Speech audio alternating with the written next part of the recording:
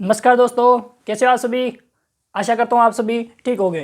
पहले तो आप सभी से मैं माफ़ी मांगना चाहूँगा क्योंकि कुछ पिछले दिनों से मैं कुछ आपकी तैयारी को लेके हुए आपसे रूबरू नहीं हो पाया था।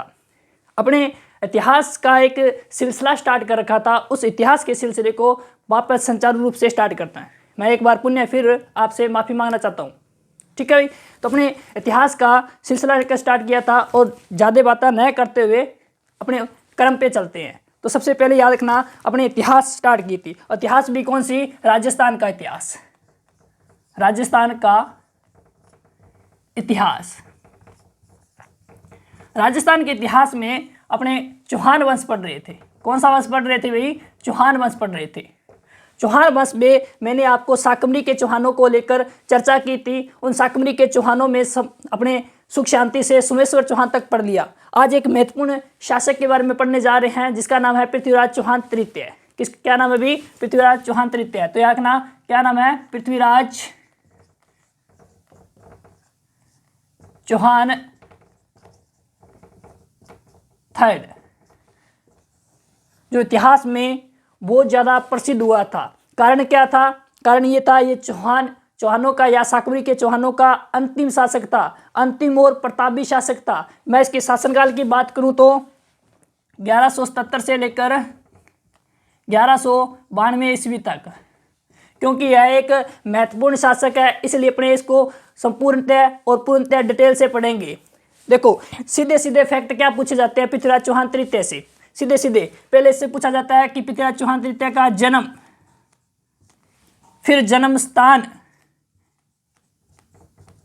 क्या पूछा जाता है? जन्म स्थान।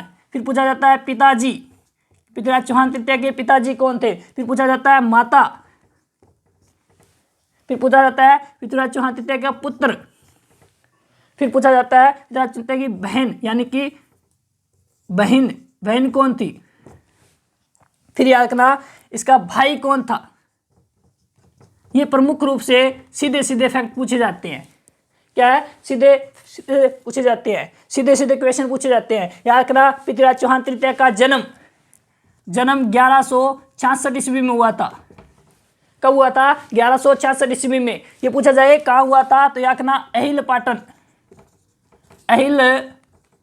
पाटन गुजरात में हुआ था। ये जगह कहाँ पड़ती है? गुजरात में पड़ती है। कहाँ पड़ती है भाई? गुजरात में पड़ती है। पिता की बात करें तो पृथ्वीराज चौहान तृतीय के पिता का नाम था सोमेश्वर चौहान। क्या नाम था? सोमेश्वर चौहान। पिता का नाम क्या था? सोमेश्वर चौहान। यदि माता की बात करें तो माता का नाम था कपूरी देवी। कपूरी देवी। क्या नाम था? कपूरी देवी। और पुत्र की बात करें तो ठीक है, बहन कौन थी? पृथा बाई। पुत्र को एक बार छोड़ रहा हूं क्योंकि पुत्र का वर्णन अपने विस्तार से करेंगे, क्योंकि इसके पुत्र का नाम क्या था? गोविंदराज था। वो एक बार अभी कर रहा हूं। ठीक है, भाई का नाम, भाई कौन था? हरिराज।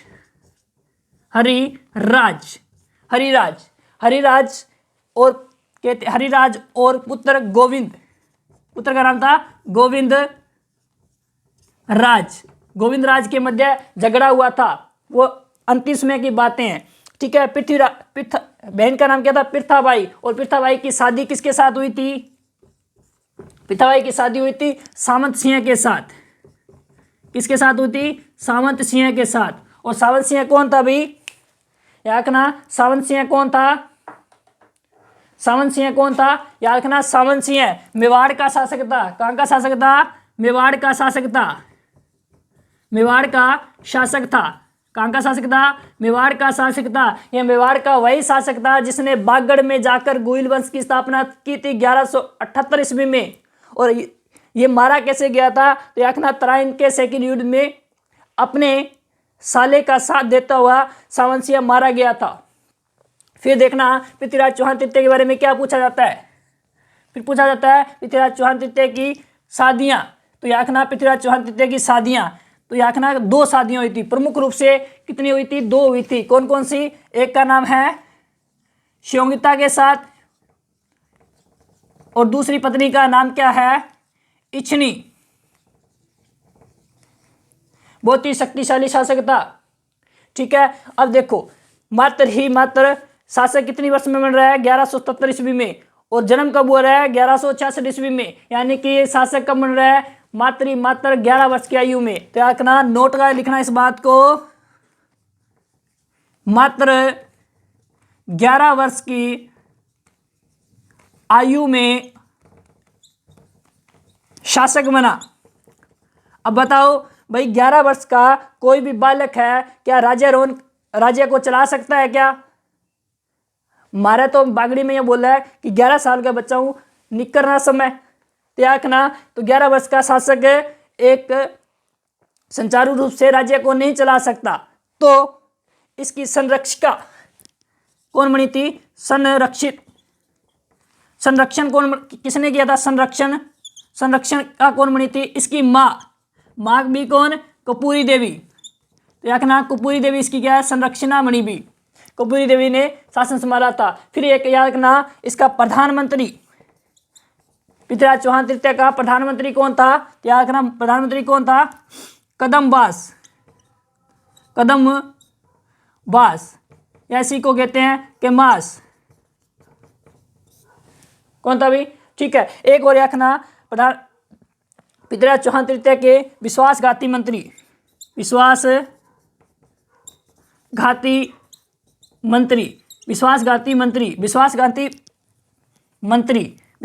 मंत्री कौन थे भी? जिन्होंने अंतिम समय में जाकर कहते हैं कि मोहम्मद गौरी का साथ दिया था और अपने राजा के साथ गद्दारी की थी। उनका नाम क्या है? प्रमुख रूप से नाम पूछा जाता है, 2 नाम है, याद रखना भी।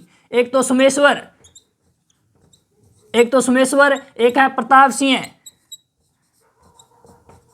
एक कौन है? सोमेश्वर, एक है प्रताप सिंह। तो प्रमुख रूप से ये 2 है।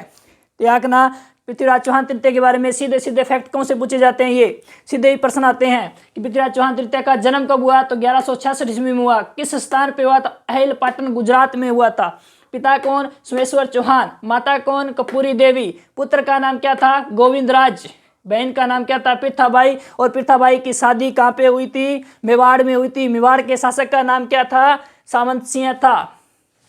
और सुनो, भाई कौन था? हरिराज। इस हरिराज का कहते हैं कि गोविंदराज के साथ झगड़ा होगा जब पृथ्वीराज चौहान तृतीय की 1192 में, यानी कि त्राइन के द्वितीय युद्ध में हत्या हो जाती है राजगद्दी को लेकर। फिर देखना, तो क्या पृथ्वीराज चौहान तृतीय के बारे में पूछा जाता है कि इसकी शादियां किस किस के साथ हुई थी? तो रखना, पहली शादी हुई थी संयोगिता के साथ, दूसरी शादी हुई थी इचनी के साथ। तो 2 पत्नियां थी सुख शांति से। ठीक है भाई। फिर रखना, मात्र 11 वर्ष की आयु में शासक बना था। और मात्र 11 वर्ष की आयु में शासक बना, तो यानी कि ये शासन चलाने के योग्य नहीं था। तो इसका संरक्षक किसने किया था? संरक्षण कौन बना था? तो रखना, संरक्षण बना था माँ कपूरी देवी। कहते हैं कि अंतिम समय में विश्वासघात किया था सोमेश्वर चौहान और प्रताप सिंह ने। इतनी बातें क्लियर? ठीक है भाई। आप यदि इसका स्क्रीनशॉट लेना चाहो तो ले लो।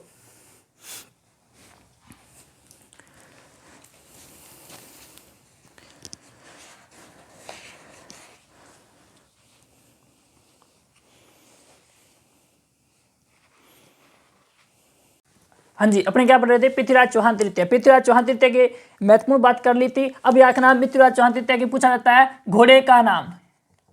किसका नाम? घोड़े का नाम। अब देखो, इतना शक्तिशाली शासक है कि उसके घोड़े का नाम पूछा गया है। घोड़े का नाम क्या था? नाट्य रवा। क्या नाम था? नाट्य रवा।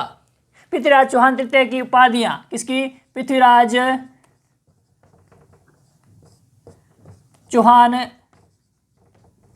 तृतीय की उपाधियां किसकी बात करते हैं? उपाधियों की बात करते हैं। तो महत्वपूर्ण उपाधियां इसकी। ठीक है। पहला है दल पुंगल। क्या भी? दल पुंगल। और दूसरी उपाधि का नाम बात करूं तो ऐचूक निशानेबाज।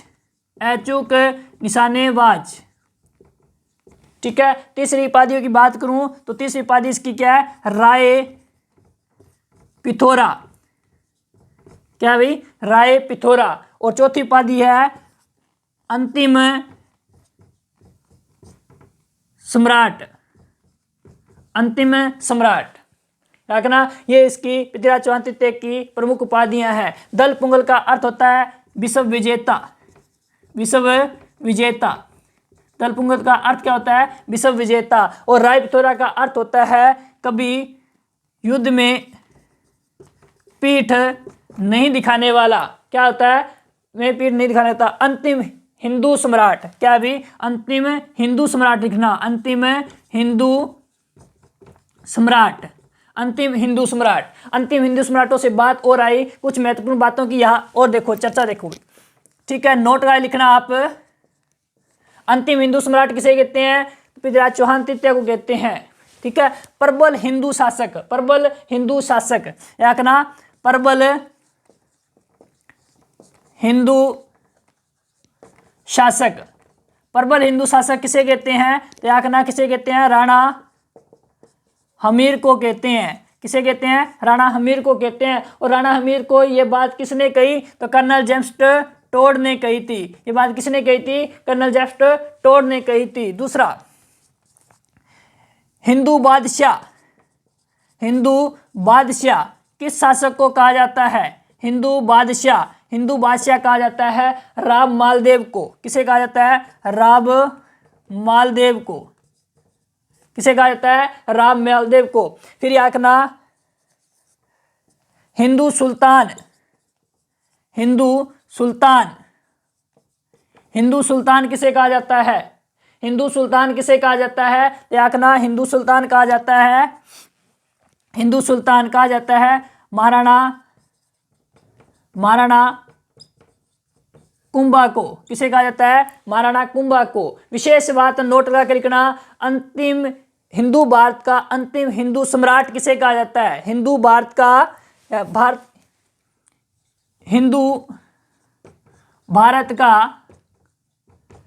अंतिम हिंदू सम्राट किसे कहा जाता है? तो याद रखना अंतिम हिंदू सम्राट किसे कहा जाता है? महेंद्रपाल प्रथम को कहा जाता है। किसे कहा जाता है? महेंद्रपाल प्रथम को कहा जाता है। गुर्जर प्रतिहार शासक था ये। तो ये महत्वपूर्ण जानकारियां जो किसके बारे में है? पृथ्वीराज चौहान तृतीय के बारे में है। आप इस सभी का स्क्रीनशॉट ले सकते हो।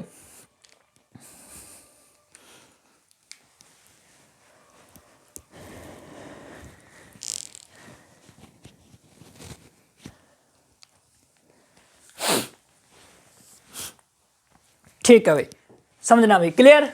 आगे देखो फिर।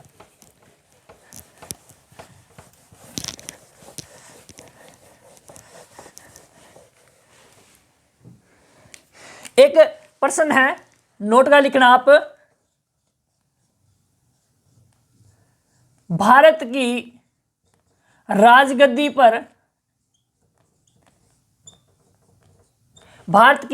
पर बैठने वाला अंतिम हिंदू शासक। भारत की राजगद्दी पर बैठने वाला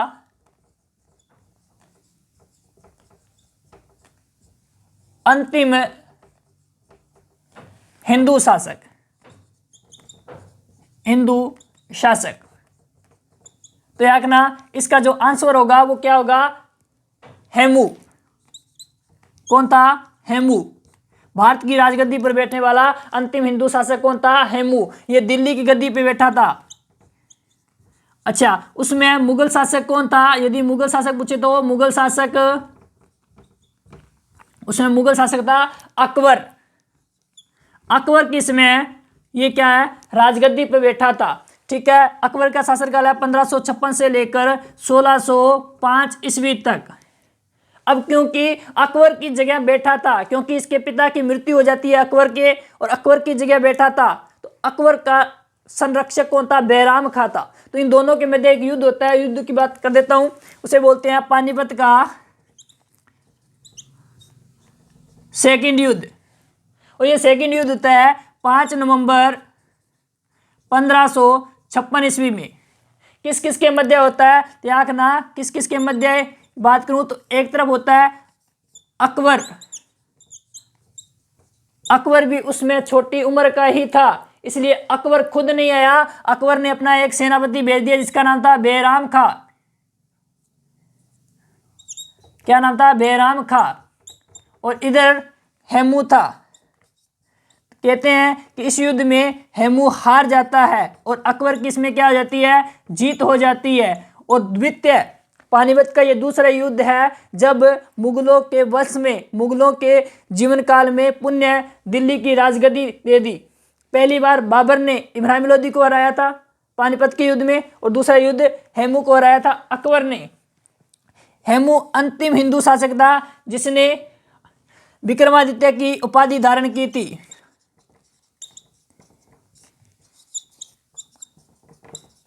अंतिम हिंदू शासक था जिसने विक्रमादित्य की 14वां अंतिम हिंदू शासक था, याकना 14वां, ये 14वां अंतिम। इससे पहले 13 ऐसे शासक थे जिन्होंने विक्रमादित्य की उपाधि धारण कर दी थी। और पहला शासक कौन था? पहला शासक था उज्जैन का, जिसने विक्रम संवत चलाया था और उपाधि धारण की थी किसकी? विक्रमादित्य की। इतनी बातों की आप स्क्रीनशॉट लेना।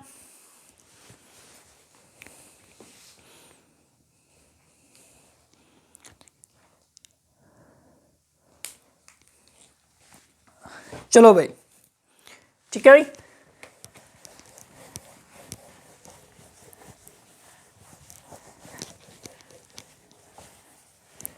अब देखो क्या पढ़ रहे हैं अपने पृथ्वीराज, एक मिनट भाई, पृथ्वीराज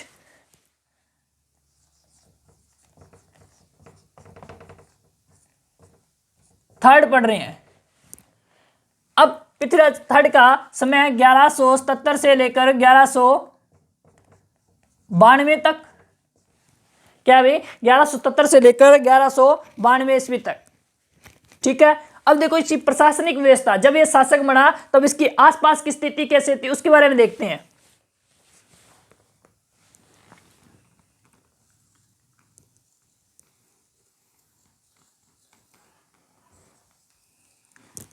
ये मान लेना बीच वाला हिस्सा है जिसका नाम है अजमेर या साकमरी, ठीक है। अजमेर का शासक कौन हो गया? खुद पृथ्वीराज चौहान तृतीय, जिसका शासनकाल था 1177 से लेकर 1192 तक।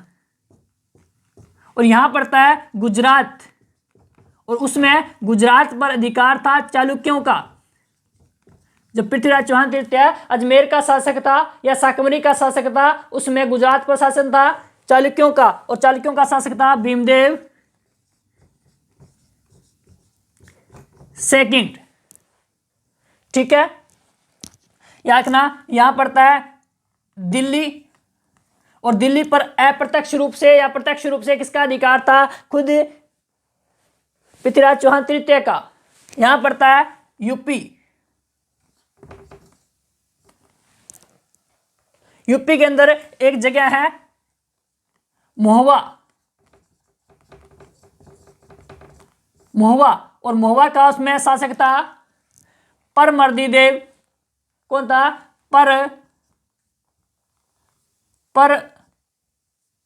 परमर्दी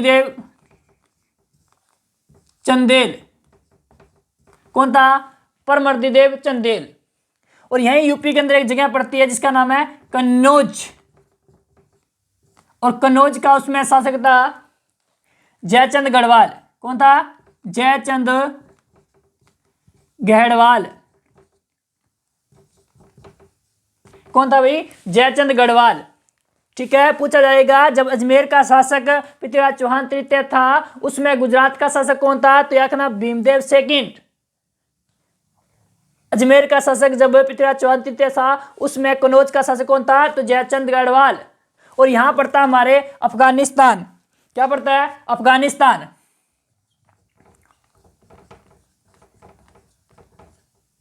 अफगानिस्तान में एक जगह पड़ती है गजनी, और गजनी के अंदर एक शासन चलता था गौरी का, गौरी वंश का शासन चलता था। उस गौरी वंश का एक महत्वपूर्ण शासक हुआ था जिसका नाम था मोहम्मद गौरी। क्या नाम था? मोहम्मद गौरी। तो ये कुछ प्रशासनिक व्यवस्था है किसके बारे में? पृथ्वीराज चौहान तृतीय के बारे में। किसके आसपास की स्थिति कैसे थी, ठीक है। इस बात का आप एक बार स्क्रीनशॉट ले सकते हो।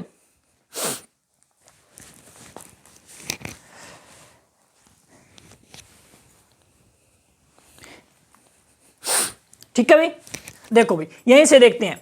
शासक बनते ही इसके भाई ने, यानी किसने, नागार्जुन ने, चचेरा भाई था नागार्जुन ने, उसने आक्रमण कर दिया। आक्रमण क्यों किया?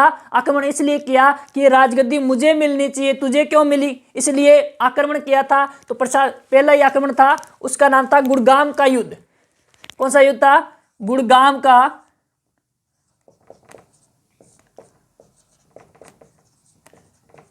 का युद्ध। पूछा जाए कब हुआ? 1178 ईस्वी में। शासक बनते ही उसके एक साल तुरंत बाद 1138 में कब हुआ? तो 1178 ईस्वी में किस किस के मध्य हुआ? त्याग करना, किस किस के मध्य हुआ? एक तरफ तो था पृथ्वीराज थर्ड और एक तरफ था नागार्जुन। कौन था? नागार्जुन। कहते हैं कि इस युद्ध में नागार्जुन हार जाता है और यहां से भाग जाता है। इस प्रकार इस गुड़गांव के युद्ध में विजय किसकी होती है? पृथ्वीराज चौहान तृतीय की। इसी समय 1182 ईस्वी में 1182 ईस्वी में बंडानकों का दमन किया। अभी बंडानक कौन थे? तो याद रखना बंडानक। ये क्लियर भाई? ठीक है भाई, ठीक है। बंडानकों का दमन कब किया गया था? 1182 ईस्वी में। तब भी बंडानकों का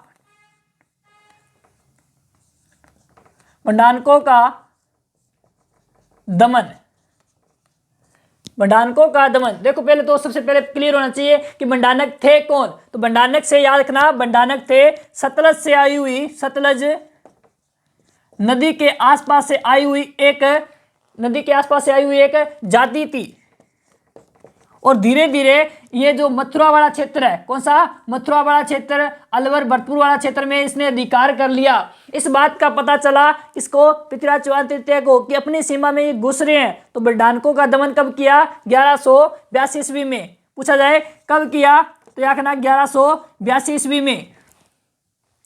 तो याद रखना दूसरी प्रमुख विजय कौन सी है? बंडानकों का दमन।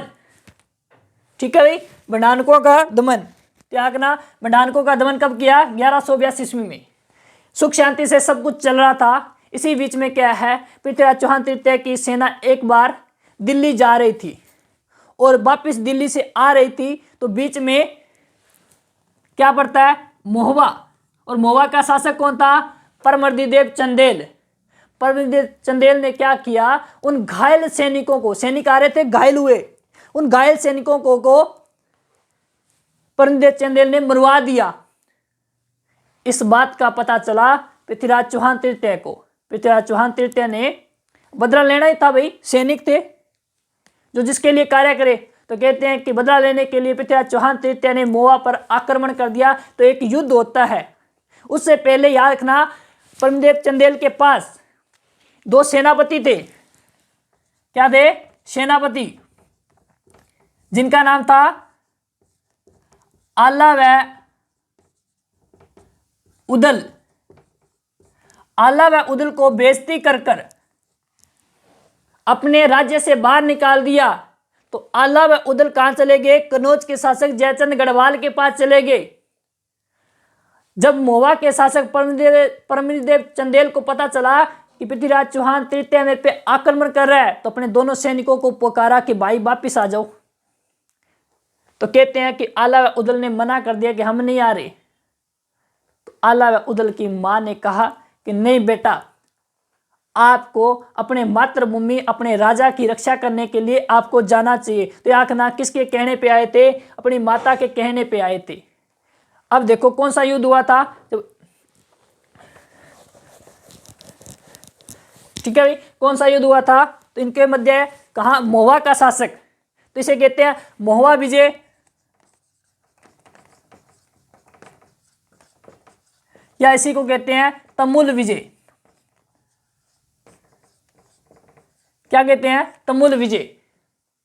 ठीक है, तमुल विजय कब हुई थी? याद रखना, तमुल विजय हुई थी 1182 ईस्वी में। कब हुई थी? 1182 ईस्वी में। कब हुई थी? 1182 ईस्वी में। किस किस के मध्य हुआ था? तो याद रखना दोनों शासकों के, एक तो पृथ्वीराज थर्ड और इधर याद रखना महुआ का शासक कौन था? महुआ का शासक कौन था? महुआ का शासक था परमर्दीदेव चंदेल। कौन था? परमर्दीदेव चंदेल। परमर्दीदेव चंदेल इस युद्ध में खुद नहीं आया था। कौन आया था? अपने इनके दोनों सेनापति आए थे। उन सेनापतियों का नाम क्या है? आला व उदल। और आला उदल ने कहा कि जब तक हम हैं आपको टेंशन लेने की कोई भी किसी भी प्रकार की जरूरत नहीं है। तो याद रखना, इस युद्ध में वीरगति को प्राप्त हुए लड़ते हुए कौन? आला व उदल। ये युद्ध करते हुए एक व्यक्ति था, इन्हें देख रहा था, जिसका नाम था इतिहासकार सी जिंगनिंग। क्या नाम था? सी जिंगनिंग। इतिहासकार सी जिंगनिंग। सी जिंगनिंग ने देखा, वह आला व उदल की प्रशंसा में एक वाक्य कहा, एक दुआ कहा। क्या कहा? कि 12 वर्ष कुकर जिए, 13 वर्ष सिहार, वर्ष 18 क्षत्रिय जिए, बाकी जीवन धिक्कार। ये बात किसने बोली? आला व उदल की प्रशंसा में सी जिंगनिंग ने। सी जिंगनिंग ने किस ग्रंथ में बोला? तो याद रखना, सी जिंगनिंग ने एक ग्रंथ लिखा था, आलाखंड।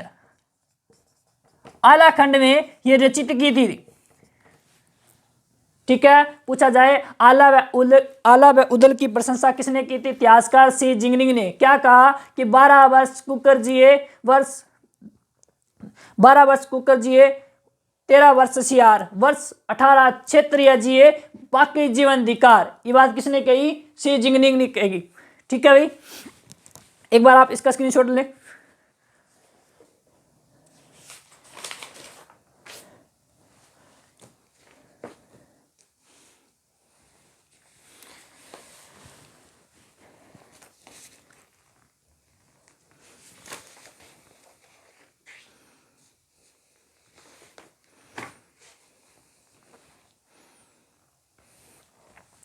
हाँ जी, ले लिया भाई, क्लियर। अच्छा, जब महुआ जीत लिया था, महुआ पे अधिकार किसका था?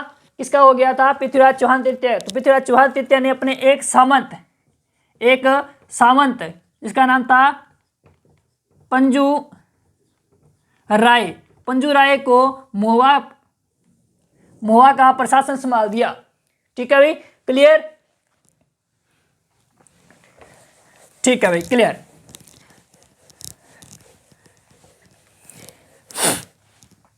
अब देखो, अजमेर का शासक कौन है? पृथ्वीराज चौहान तृतीय। और गुजरात का शासक कौन है? भीमदेव सेकंड। अब इन दोनों के मध्य विवाद का कारण क्या था? याद रखना, पृथ्वीराज चौहान तृतीय के पापा का नाम था सोमेश्वर चौहान। सोमेश्वर चौहान का लालन पालन कहां पे हुआ था? गुजरात में हुआ था। इसका मतलब संबंध उनके साथ अच्छे थे। और खुद अजमेर के शासक पृथ्वीराज चौहान तृतीय का जन्म भी कहां हुआ है? गुजरात में हुआ है। मैंने अभी पढ़ाया है। कारण क्या है भाई इनके मध्य संबंध बिगड़ने के? त्याग रखना, यहां बीच में एक जगह पड़ती है आबू। कौन सा? आबू। आबू में थे परमार। आबू में कौन थे? परमार थे। आबू में परमार थे, तो परमारों की एक राजकुमारी थी जिसका नाम था इच्छनी।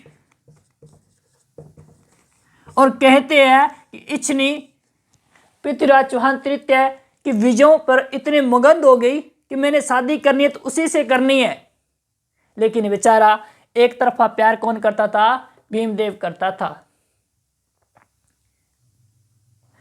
कहने का अर्थ यह है, भीमदेव की इच्छा थी शादी किसके साथ करनी? इच्छनी की। और इच्छनी की बिल्कुल भी इच्छा नहीं थी इसके साथ शादी करने की। तो भाई किसके साथ थी? देखना, इसकी इच्छा थी पृथ्वीराज चौहान थर्ड के साथ। अब शादी कौन करना चाहता था? भीमदेव। तो इन दोनों के मध्य एक युद्ध होता है। इस युद्ध का नाम क्या है? नागौर विजय।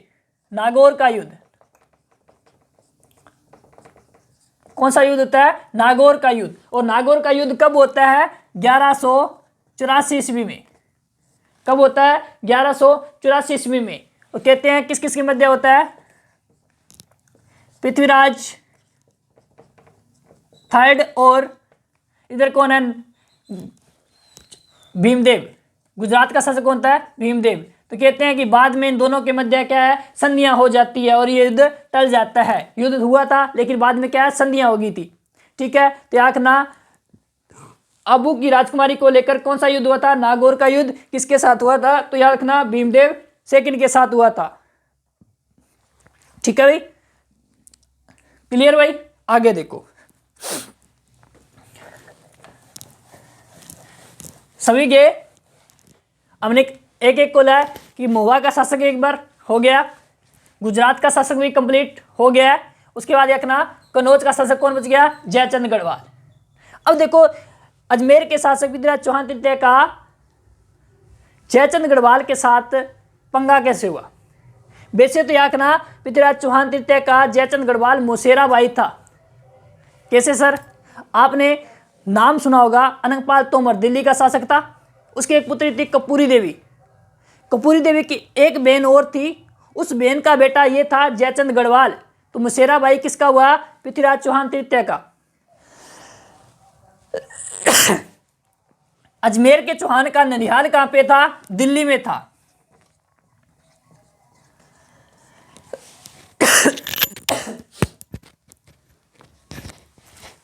कहां था भाई,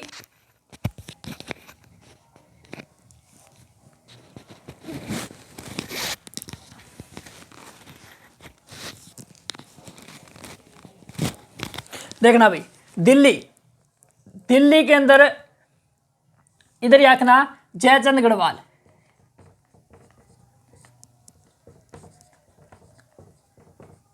कौन था, जयचंद गढ़वाल। और इधर याखना अजमेर, अजमेर का कौन था, पृथ्वीराज चौहान थर्ड। इस पृथ्वीराज चौहान तृतीय का ननिहाल कहां पे था, दिल्ली में था। और जयचंद गढ़वाल का भी ननिहाल कहां पे था, दिल्ली में था। यहां तक तो कोई दिक्कत नहीं है। जयचंद गढ़वाल की एक पुत्री थी जिसका नाम था शियोंगिता। क्या नाम था, शियोंगिता। और कहते हैं कि ये शियोंगिता भी एक बार ननिहाल कहां चली जाती है, दिल्ली। और इधर से कौन आ गया, हमारा भाई पृथ्वीराज चौहान तृतीय। कहते हैं कि आपस में कुछ दिन एक साथ रहे थे और दोनों में क्या हो गए, प्रेम संबंध हो गए। दोनों में क्या हो गया, प्रेम संबंध। इस बात का पता चला जयचंद गढ़वाल को। जयचंद गढ़वाल उन स्थानीय राजा में उसमें का शक्तिशाली राजा था। तो याद रखना जयचंद गढ़वाल इस संयोगिता को वापिस कहां ले आता है, अपने राज्य कन्नौज में ले आता है। अब दिल्ली में ये क्या करेगा, तो पृथ्वीराज चौहान तृतीय यहां से वापिस कहां जाता है, वापिस आ जाता है अपने अजमेर। तो कहते हैं जयचंद गढ़वाल ने एक यज्ञ करवाया जिसका नाम था राजसूय यज्ञ, और अपनी पुत्री का उस यज्ञ में स्वयंवर रचा दिया, स्वयंवर रचा दिया। आगे देखना भाई, क्लियर क्या। त्यागना अपनी पुत्री को घर पे लेके आया, यानी कि अपने राज्य में लेके आया, और खुद यहां बैठा हुआ था। विभिन्न विभिन्न राजाओं को बुलाया, विभिन्न विभिन्न राजाओं को बुलाया। और क्या था, स्वयंवर। क्या था भाई, स्वयंवर था। और यहां इतनी बात नहीं, कोई बात नहीं, अपनी पुत्री है, शादी करे, कोई दिक्कत नहीं है। लेकिन बेइज्जत करने के लिए पृथ्वीराज चौहान तृतीय को यहां पे एक लोहे की मूर्ति बनवाई, और यहां द्वारपाल की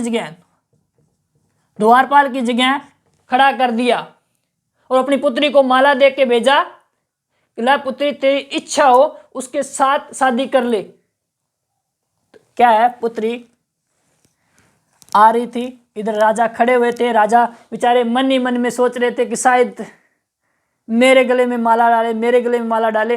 तो ये संयोगिता माले में गला किसके डालती है, किसके गले में माला डालती है, त्यागना इस कठपुतले के। अब ये देखकर वहां के राजा जितने भी आए थे परेशान हो गए। कमाल है, ये तो ठीक है भाई, हमें किस लिए बुलाया, तब आपका पहले से चक्कर था। और कहते हैं कि यहां माला डालते वक्त उसने एक गुप्त सूचना दे दी थी पृथ्वीराज चौहान तृतीय को। पृथ्वीराज चौहान तृतीय इस घटनास्थल पे आया और शियोंगिता को यहां से भगाकर कहाँ ले गया, अपने राज्य अजमेर में।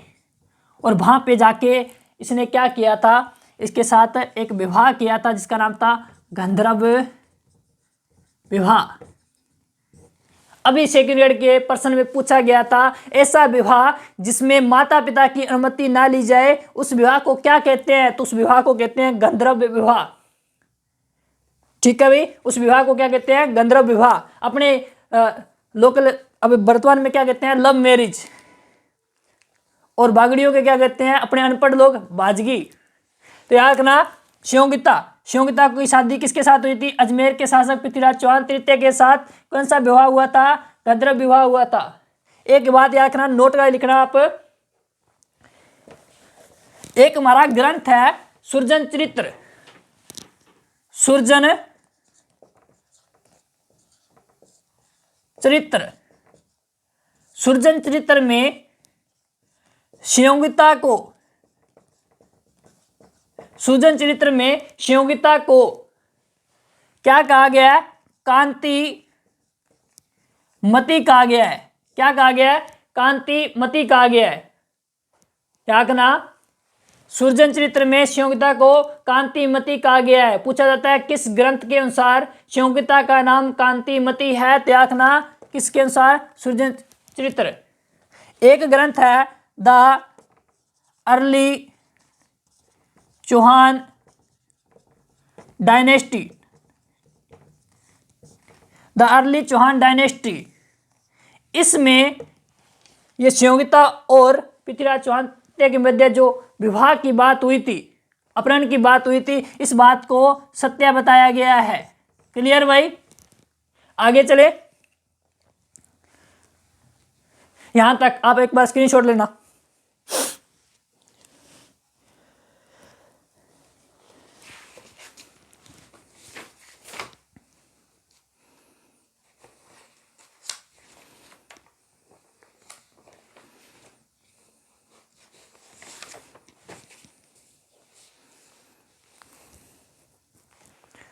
चले भाई,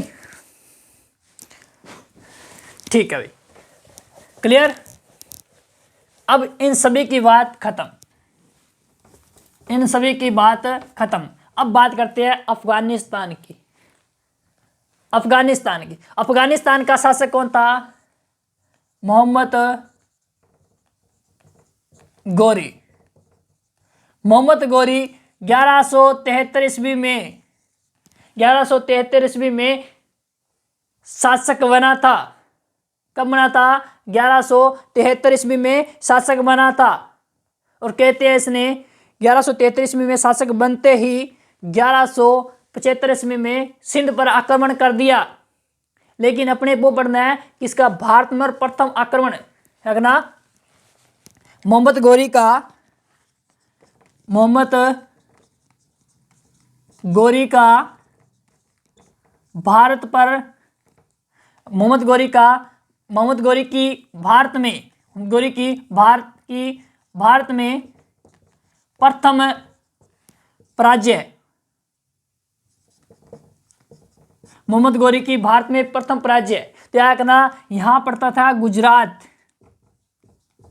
अब अलग अलग किताबें अलग अलग बात बोलती है। कुछ ये बोलती है कि गुजरात का शासक उसमें मूलराज सेकंड था। कुछ किताबें ये कहती है उसमें भीमदेव सेकंड था। क्या कहना? मूलराज या भीमदेव सेकंड ने इस गोरी को 1178 ईस्वी में पराजित कर दिया। तो ये भारत में मोहम्मद गोरी की प्रथम पराजय थी। रखना, भारत में मोहम्मद गोरी की प्रथम पराजय थी। एक महत्वपूर्ण प्रश्न बता रहा हूं आपको, कहा जाए पृथ्वीराज चौहान तृतीय से पहले किस वीरांगनी ने मोहम्मद गोरी को धूल चटाई थी? लिखना भाई, यहां तक क्लियर?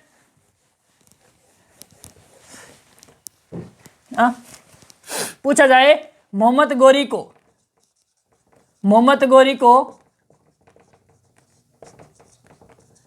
1178 ईस्वी में, 1178 ईस्वी में एक वीरांगना थी गुजरात की, वैसे बेसिकली ये आबू की रहने वाली थी। उसका नाम था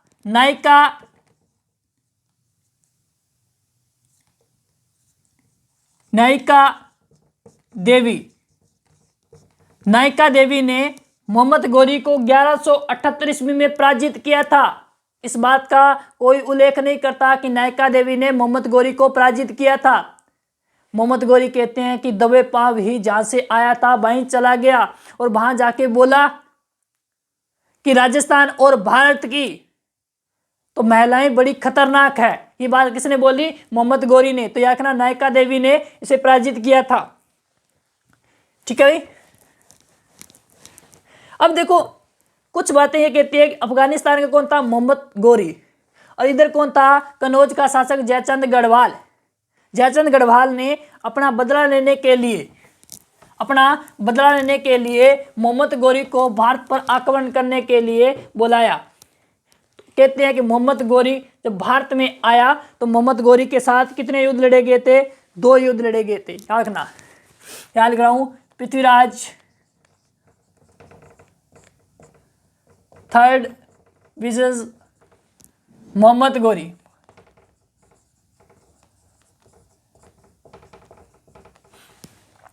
इनके मध्य 2 युद्ध हुए थे। एक युद्ध का नाम है त्राइन का प्रथम युद्ध और एक युद्ध का नाम है त्राइन का सेकेंड युद्ध। पूछा जाए त्राइन का प्रथम युद्ध कब हुआ? तो 1191 ईस्वी में हुआ। ठीक है। पूछा जाए कहां हुआ? करनाल हरियाणा में हुआ। पूछा ये जाए क्या कारण था इस युद्ध होने का? कारण त्यागना मोहम्मद गौरी ने बठिंडा पर अधिकार कर लिया था। किस पे? बठिंडा। बठिंडा पड़ता है पंजाब में। बठिंडा पे अधिकार कर लिया था। अच्छा, किस किस के मध्य हुआ? एक तरफ था पृथ्वीराज थर्ड और एक तरफ था मोहम्मद गौरी। पृथ्वीराज चौहान तृतीय का सेनापति था गोविंदराज।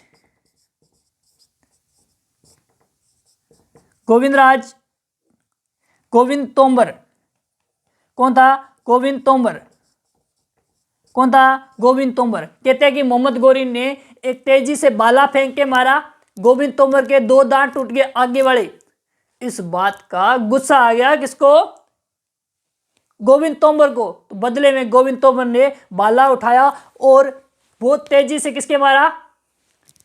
किसके? मोहम्मद गौरी के। तो कहते हैं कि मोहम्मद गौरी उसी जगह पर घायल हो गया और किसी प्रकार अपनी जान बचाकर कहां भागा? वापिस गजनी भागा। घायल हो गया था। ठीक है। अब क्या है? युद्ध जीतने के बाद भागती हुई सेना पर आक्रमण नहीं किया था। किसने? पृथ्वीराज चौहान तृतीय ने।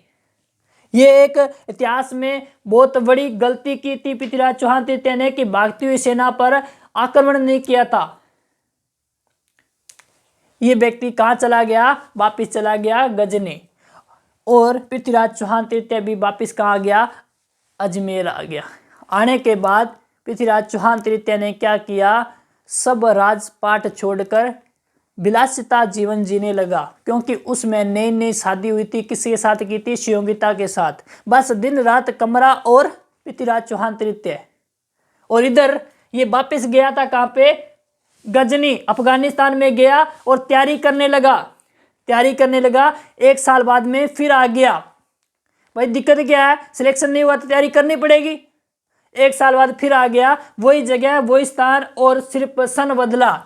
तो याद त्राइन का सेकेंड युद्ध कब हुआ? 1192 ईस्वी में। किस स्थान पे हुआ? कहां? उसी जगह करनाल हरियाणा में। कहां? करनाल हरियाणा में। ठीक है ना। इस बार कारण क्या था? पिछली हार का बदला लेना। कारण क्या था? मोहम्मद गौरी जो पिछली हार हुई थी उसका बदला लेना। ठीक है। दूसरी बात किस किस के मध्य हुआ? तो यहाँ का नाम मध्य से पृथ्वीराज थर्ड, और इधर है मोहम्मद गौरी। पृथ्वीराज चौहान तृतीय के बाद वही दो दांत टूटे हुए गोविंदराज गोविंद तोमर, और यहाँ रखना मेवाड़ का शासक या इसका बहनोई, सॉरी बहनोई कौन है, सामंत सिंह है, और एक जालोर का शासक, और कुछ एक सेना लेके आया। इधर वाला पिछली बार हार के गया था, पूरी तैयारी के साथ आया। कितनी सेना लेकर? 1,20,000 1,20,000 सैनिक लेके आया। इसने तो सोचा, पृथ्वीराज चौहान तृतीय ने सोचा कि पिछली बार आया था, इस बार हरा देंगे, तो पूरी तैयारी के साथ आया था। और कहते हैं कि पृथ्वीराज चौहान तृतीय को इस बात का उल्लेख भी नहीं, पता भी नहीं था कि मोहम्मद गौरी द्वारा आक्रमण करेगा।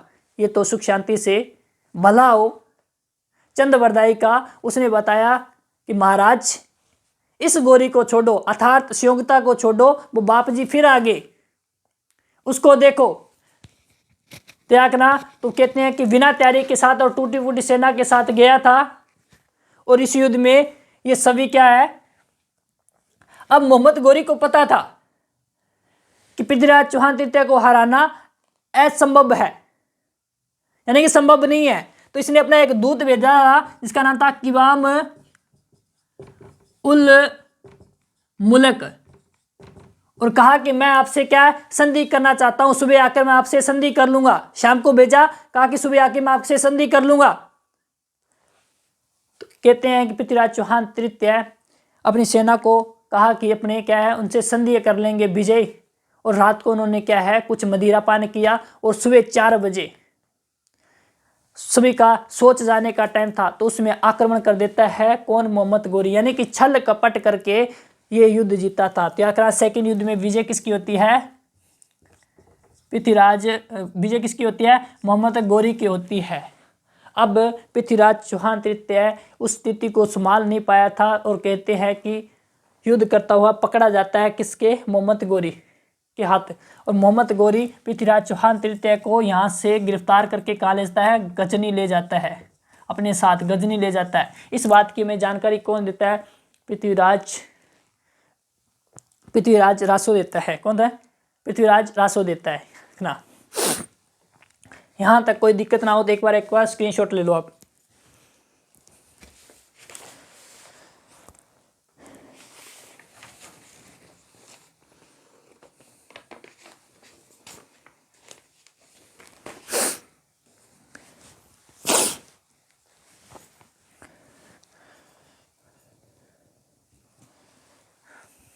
ठीक है भाई, क्लियर?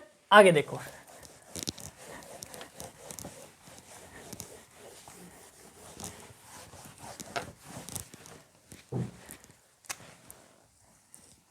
ये कौन सा है? अफगानिस्तान। और यहां पड़ता है गजनी। अफगानिस्तान, यहां क्या पड़ता है? गजनी पड़ता है। और गजनी में किसको लेके आया? पृथ्वीराज थर्ड को लेके आया, मोहम्मद गौरी ने बोला गजनी में लाने के बाद, और भाई क्या हाल है? तो मोहम्मद गौरी के सामने पृथ्वीराज चौहान तृतीय नजरें से नजरें मिला के खड़ा हुआ था। मोहम्मद गौरी ने प्यार से बोला कि भाई आंखें नीचे कर ले, अपनी सीमा में नहीं है, अब तुम मेरी सीमा में है। फिल्मी स्टाइल में बोल दिया कि आंखें नीचे नहीं होगी। तो मोहम्मद गौरी ने कहा कि फोड़ दो। त्यागना पृथ्वीराज चौहान तृतीय को अंधा कर दिया था। कहां? गजनी ले जाके, और इसको कहां डाल दिया? जेल में डाल दिया।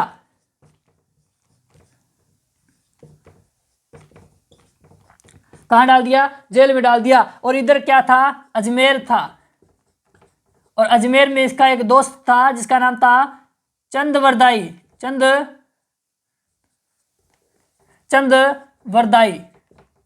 चंद्रवरदाई उसमें एक ग्रंथ लिख रहा था पृथ्वीराज रासो। पृथ्वीराज रासो को अधूरा छोड़ के आया। अपने पुत्र जलहन को कहा कि बेटा तू इसको पूरा करना, मैं तो जा रहा हूँ अपने दोस्त के पास। और कहते हैं कि भिखारी के बेस में कहाँ मिलने आता है, अपने दोस्त पृथ्वीराज चौहान तृतीय को गजनी मिलने आता है। तो याकना चंद्रवरदाई आके इससे मिला और जेल में मिला तो कहते हैं कि अपने दोस्त की आवाज़ पहचान ली। और उसके बाद मोहम्मद गोरी के पास चंद्रवरदाई गया कि आपने हमारे राजा को अंधा तो करवा दिया, लेकिन अभी भी वो आपको मार सकते हैं। ऐसे कैसे?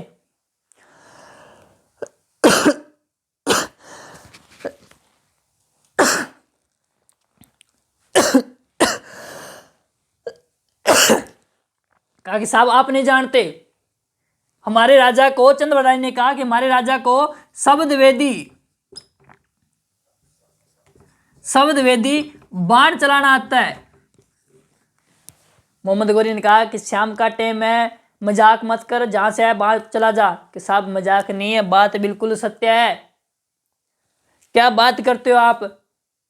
कहा कि आज तक इतिहास में 2 व्यक्तियों ने चलाया है। मोहम्मद गोरी ने कहा कि पहला व्यक्ति कौन है? कहा कि पहला व्यक्ति भगवान राम जी के पिता दशरथ जी थे, जिन्हें शब्दवेदी बाण आता था। और दूसरा कोई व्यक्ति है तो वो हमारे महाराज है। तो कहते हैं कि वो युद्ध स्थल, वो पूरा दृश्य बनाया गया था, क्योंकि इसमें पृथ्वीराज चौहान तृतीय क्या था? अंधा था। फिर भी ये कैसे, ऐसा एक दरबार लगाया गया। और यहाँ पे कौन बैठा था? मोहम्मद गोरी खुद बैठा हुआ था। यहाँ पे कौन बैठा? मोहम्मद गोरी। यहाँ पे कौन बैठा था? मोहम्मद गोरी। और यहाँ खड़ा था उसमें चंद्रवरदाई। यहाँ कौन खड़ा था? चंद्रवरदाई खड़ा था। और यहाँ खड़ा था उसमें पृथ्वीराज चौहान तृतीय। अब इतनी दूरी से इस बीच में चंद्रवरदाई ने कुछ वाक्य बोला और कहा मोहम्मद गोरी को आप ऑर्डर देना, क्योंकि राजा की बात राजा ही मानता है। तो कहते हैं कि चंद्रवरदाई ने पृथ्वीराज चौहान तृतीय को कुछ बातें कही। क्या कहा? 4 बांस 24 गज अगुल अष्ट प्रमाण ता ऊपर सुल्तान मत चुक चौहान। क्या कहा? कि 4 बांस 24 गज अगुल अष्ट प्रमाण ता ऊपर सुल्तान मत चुक चौहान। कहा कि पृथ्वीराज चौहान तृतीय, ये सुल्तान जहां से बैठा है यहाँ से 4 तो बांस है, यदि नापे जाए तो 4 बांस की दूरी है, यदि गज में देखे तो 24 गज अगुल अष्ट यानी कि 4 उंगलियां और 1 हाथ, इस बात का प्रमाण है। मत चुक चौहान, ता ऊपर थोड़ा ऊपर बैठा है सुल्तान, मत चुक चौहान। और कहते हैं कि इधर से मोहम्मद गोरी ने कहा कि चला दे वाप। तो कहते हैं कि पृथ्वीराज चौहान तृतीय ने उसमें तीर चला दी और मोहम्मद गोरी की उसमें मृत्यु हो जाती है। अब उसी समय क्या है, चंद्रवरदाई ने खुद एक कटार निकाली, एक छुरा निकाला और पृथ्वीराज चौहान तृतीय के पेट में मार दिया। इसको मारा और फिर खुद मर गया।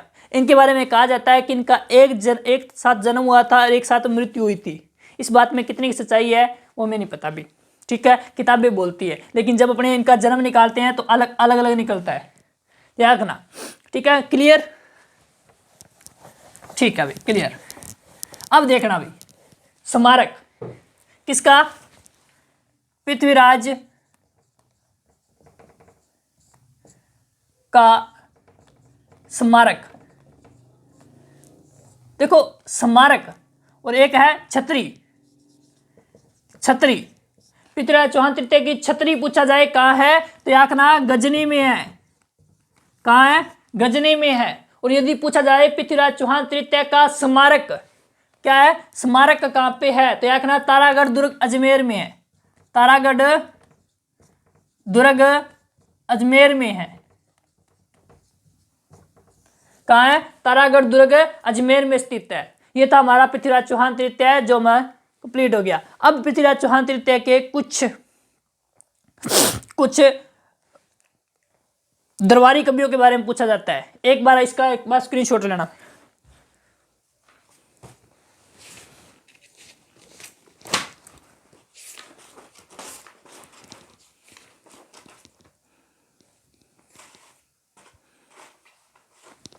ठीक है भाई, ठीक है। अब पृथ्वीराज चौहान तृतीय का दरबारी कवि, दो प्रमुख दरबारी कवि है, वो याद रखना भाई। इससे पहले याद रखना पृथ्वीराज चौहान तृतीय को जब गजनी लेके गया था तो इसकी एक पत्नी थी इच्छनी। कहते हैं कि इच्छनी अपने पति को छुड़ाने के लिए गजनी आई, युद्ध करती हुई उसी युद्ध स्थल में मारी गई।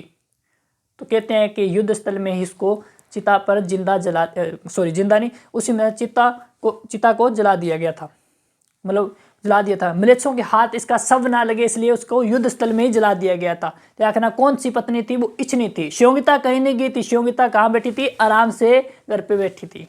ठीक है, याद रखना। अब पृथ्वीराज चौहान तृतीय के समय इधर है मोहम्मद गोरी।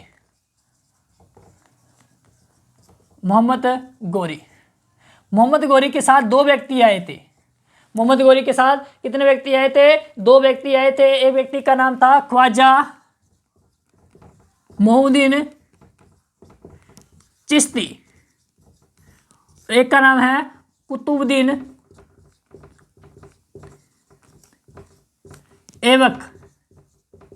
क्या नाम है? कुतुबुद्दीन ऐबक। पूछा जाए मोहम्मद गोरी के साथ भारत में या राजस्थान में कौन आए? ख्वाजा मोहुद्दीन चिश्ती और कुतुबुद्दीन ऐबक। उसमें अजमेर का शासक कौन था? पृथ्वीराज चौहान तृतीय। क्योंकि अपने बाड़े तो अपने की इज्जत बजाएंगे ना, तो पूछा जाता है पृथ्वीराज चौहान तृतीय के समय कौन आया था? ख्वाजा मोहुद्दीन चिश्ती आया था भाई। ठीक है भाई, अब देखना भाई इसके पृथ्वीराज चौहान तृतीय के दरबारी के अंदर एक नाम आता है, सबसे प्रमुख नाम आता है किसका? चंदबरदाई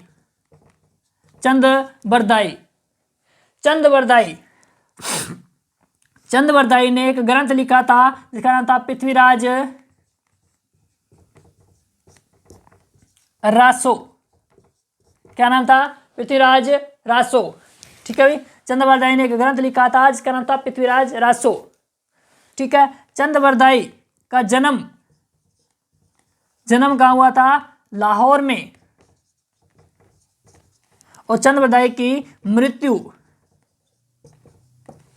मृत्यु कहाँ पे हुई थी?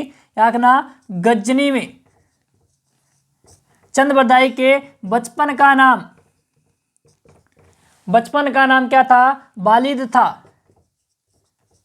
चंदबरदाई के पुत्र का नाम क्या था? जलन था। क्या था भाई?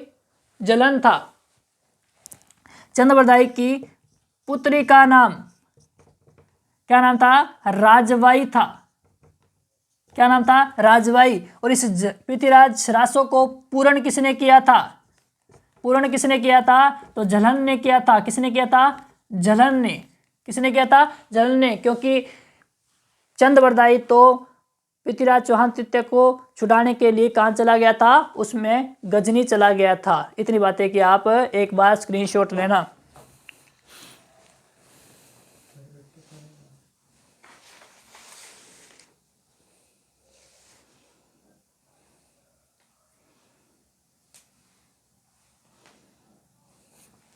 ठीक है भाई, दो बातें और देखो। इसकी भाषा भी पूछ लिया जाती है कई बार। क्या भाषा पूछ ली थी? भाषा पिंगल भाषा में लिखा गया था। और तत्कालीन समय की 6 भाषाओं का प्रयोग किया गया है इस ग्रंथ में। कितनी? 6 भाषाओं का प्रयोग किया गया है। ठीक है, हिंदी भाषा का प्रथम ग्रंथ कौन सा है? तो ये है, हिंदी भाषा का प्रथम ग्रंथ है। हिंदी भाषा का प्रथम कवि पूछा तो चंदबरदाई है। और हिंदी भाषा का प्रथम ग्रंथ पूछे तो पृथ्वीराज रासो है। ठीक है, दूसरा जो दरबारी कवि था उसका नाम था जैनक। क्या नाम था? जैनक। और जैनक ने क्या लिखी थी? पृथ्वीराज विजय। एक था जनार्दन,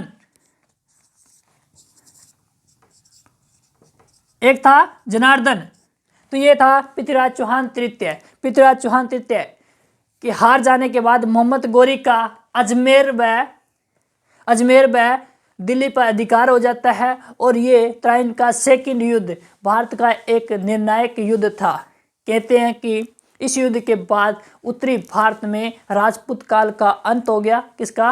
राजपूत काल का अंत हो गया। और याद रखना, उत्तरी भारत में किसकी सरकार आ गई? दिल्ली सल्तनत की स्थापना हुई थी। किसकी? दिल्ली सल्तनत की स्थापना हुई थी। ठीक है भाई, आशा करता हूँ आप सभी को ये जो मैंने पृथ्वीराज चौहान तृतीय समझाया समझ में आया है। ठीक है भाई, धन्यवाद।